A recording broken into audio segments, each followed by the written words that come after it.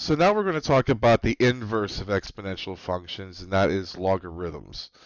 A logarithm is basically the inverse of an exponential. And essentially, if I'm doing a logarithm, which is often abbreviated log, and there's different bases for the logarithm, but the common logarithm is base 10. We're essentially looking for an exponent, that would turn the base into that specific number.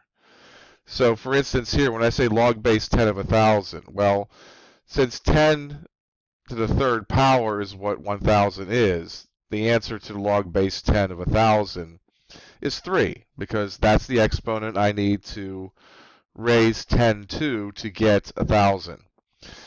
So now log base 10 is on any standard calculator, and we're going to talk about another logarithm in this video, natural log, that is also tends to be very standard on most calculators, scientific or graphing. There are other logarithm bases that we're going to eventually be looking at that that some calculators can do and other calculators may not be able to do, and there's ways around that. But most of the logarithms we're going to be looking at and studying, at first they're going to be log base 10. Or they're going to be logs of other bases that I can easily figure out what's going on with them, based because the number we're going to have is going to be a naturally occurring power of the base, or it's going to be a natural logarithm, which is what we're going to spend most of our time working with, because natural logarithms and exponential base e are two things that we spend more time on working on in calculus of any kind. So logarithms to the base 10 are called common logarithms, and it's so common to basically that, if you don't see a log base written, we assume it to be log base 10. So, if I see what's the log? Give me a second here. I got to get the pen working again. Jeez. If I see here they say log of 100, that automatically means log base 10 of 100. It's basically a shortcut. And they kind of show how logarithms and exponentials relate to each other. These are the same statement. They're equivalent. Okay? If I read this one, this one here in English, I would say a raised to the y power is x. It's the result. Whereas if I would say here, I would say the power of a that gives me a result of x is y. So this is essentially an exponent value. It's simply the exponent value that I raise the base to get to that number. So as an example to start you off with, and we'll start with the log base 10. Evaluate the log base 10 of 100. Well, when I look at this here, the log base 10 of 100 equals y is equivalent to 10 to the y equals 100. In this format here, it's kind of easier to discern because it said, well, 10 to what power is 100? Well, the exponent 2. So the log base 10 of 100 is going to equal 2. This works with any logarithm. Now, I'm going to give you a hint on this one here. 1 over 81 is a natural integer power of 3. So, with that being said, give this a try and figure out what the answer to this is going to be.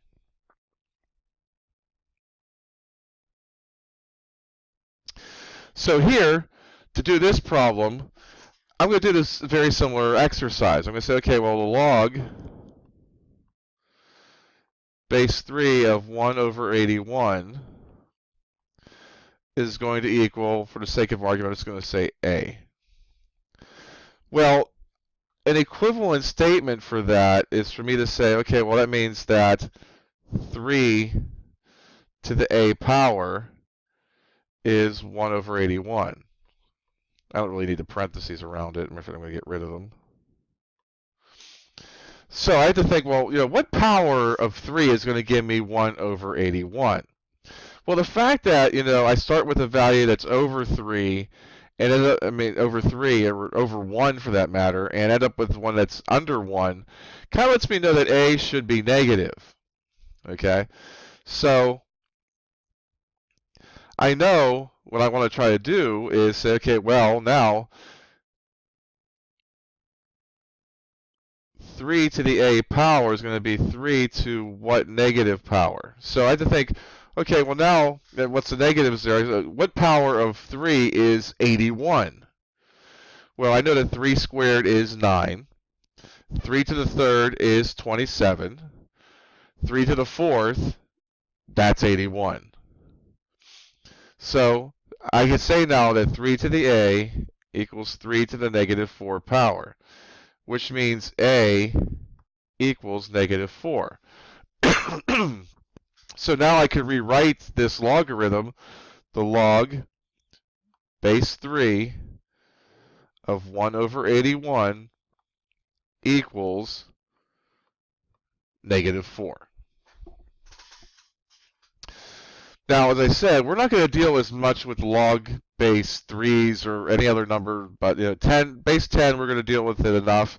The one we're going to mostly deal with and most frequently deal with is a natural logarithm, where we have basically a logarithm base e. Now, they're called natural logarithms because of this. Sometimes they're Naperian logarithms. And you notice that the symbol is ln. I often get asked, why do we use ln if it's natural log? Shouldn't it be nl? Well, the mathematician Naperian, or Napier, was French. So when he called them natural logarithms. In French it's logarithm naturel, ln. So that's where it came from. So that's the logarithms we're going to mostly be using, and there's a reason for that. When we talk about derivative functions regarding these exponential functions and logarithmic functions, the derivatives for natural log and e are considerably easier to do than those for other log bases and other exponential bases. So much so that I don't think our course goes into the other ones very much. We tend to focus more of our attention on natural logs and exponential base e functions, and not really mention the other ones so much at all. Whereas calculus courses, they would tend to go into at least a little bit. So they show what a natural log function looks like. Not a big deal. I'm not going to go into the graphing behavior of it. But natural logarithms. Some things that we go along with this. A natural log of 1. And these are properties of logarithms. Some of these properties go with other logarithms too. Basically, an equivalent, any log base anything to 1 is going to be 0, because essentially you're saying, okay, what power of this base is going to give me the value 1? Well, that's 0, because any number to the 0 power is 1. This one here, the natural log of e equals 1. Well, if I do log base a of the number a, that's always going to equal 1 too. So they're giving these properties to natural logarithms, but these properties exist in other logarithms as well. The natural log of e to the x, well, that's like me saying here the log base a of a to the x.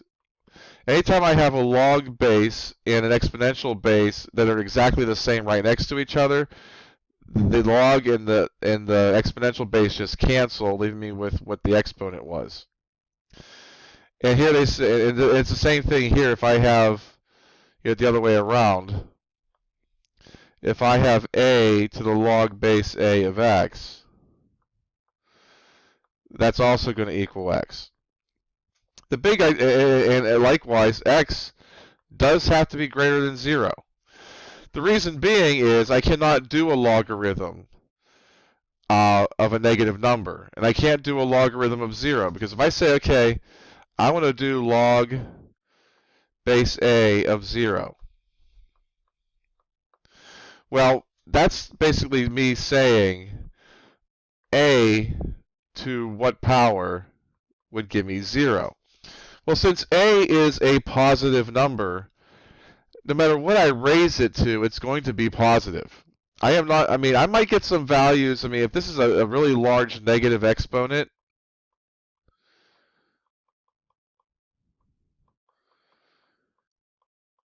even if it's like, if I raise it to the negative like 200 power, it's going to be very close to 0.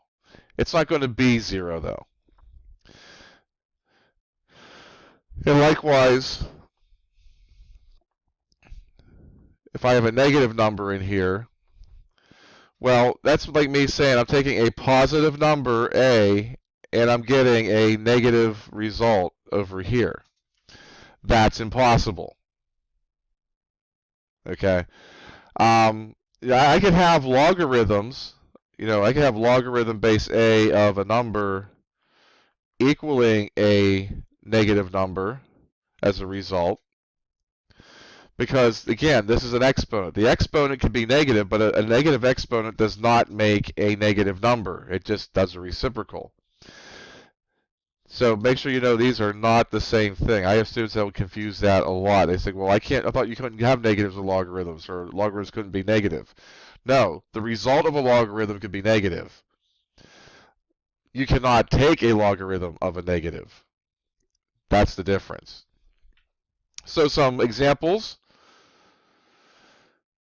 The natural log of e to the 7th would be 7. The natural log of e to the 3x would just be 3x. The natural log of e, the cube root of e squared, since we can rewrite the cube root of e squared as e to the 2/3 power, these would then cancel, leaving me with the 2/3 power. And, of course, e to the natural log of 5 power. Since I do have log base e and exponential base e next to each other, they still cancel, giving me 5. So let's apply this to this circumstance. Tell me what this answer is going to be.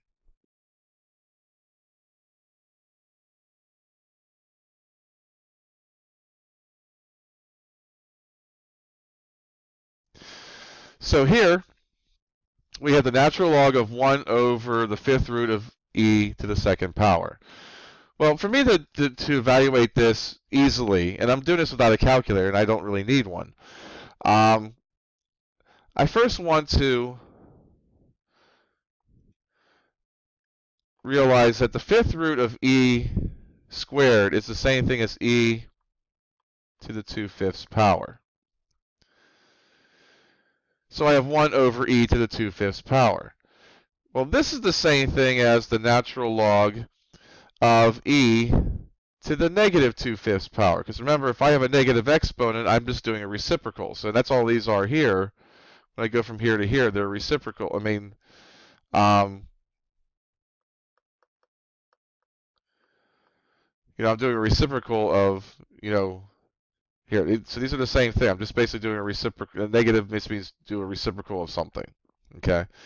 So now I have the natural log of e to the negative 2/5 power. And because I have log base e and exponential base e next to each other, they cancel. I'm left with negative 2/5. And that's what the answer is. Now, another thing we're going to make use of, and we're going to make use of it particularly when we start dealing with logarithms and such, is that there are properties of logarithms. Again, these apply to any logarithm, but again, they're essentially just applying it to the natural log as we focus most of our attention on this. You have to be sure that you know these rules forwards and backwards because, one, there are some instances when I start with what I have on the right-hand side, and it's better used as something I have on the left-hand side. Also, I want to make sure that I'm not making up properties that really don't exist.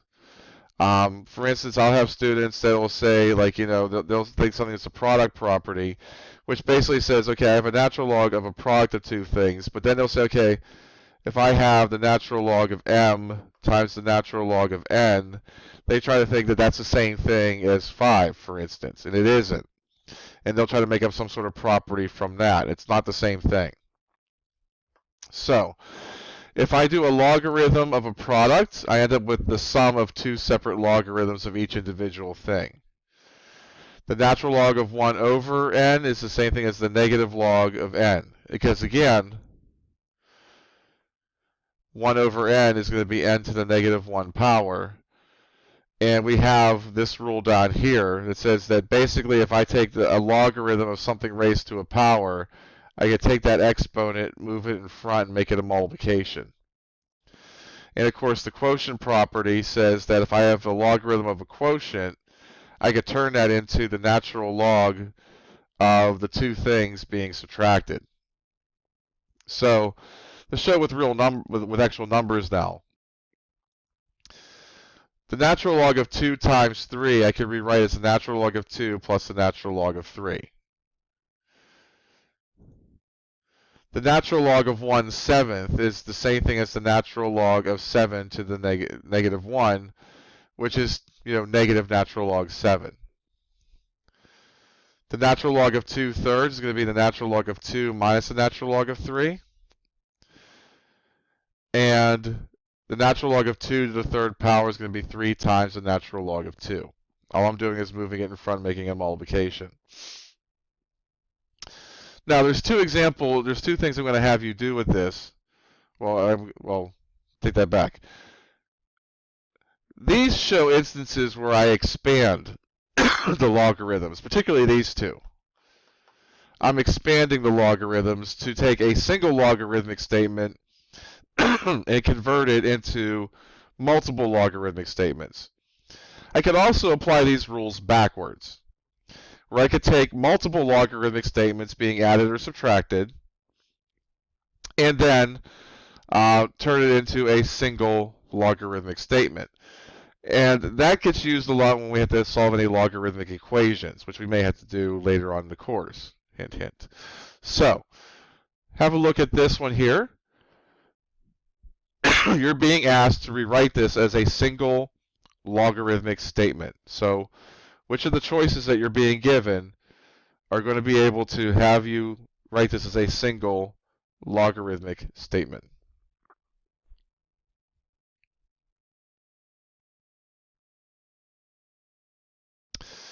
Okay, so we have this statement here. We want to write it as a single logarithmic statement. We want to write this as the natural log of just one quantity. So, we have this rule here, and we have a rule that says, well, if I have the natural log of m times n, that's equal to the natural log of m plus the natural log of n. Well, I could apply it this way too.